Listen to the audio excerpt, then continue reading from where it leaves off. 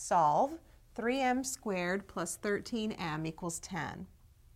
We have a quadratic equation, so let's subtract 10 from both sides to get 0 on one side. It gives us 3m squared plus 13m minus 10 equals 0. If we can, let's factor it. This factors into a product of binomials.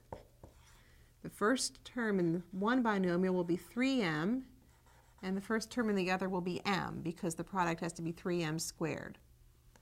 Then we need to fill in the rest of this with factors of 10, and the middle term needs to be 13.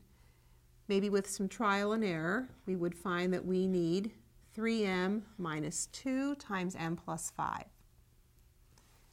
Using the principle of zero products now, we can set 3m minus 2 equals 0, or we know that m plus 5 equals 0.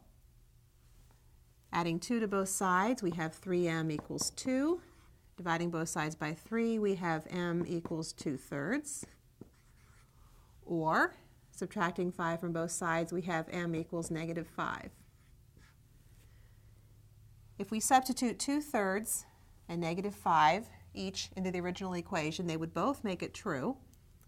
So we can state that the solutions are 2/3 and negative 5.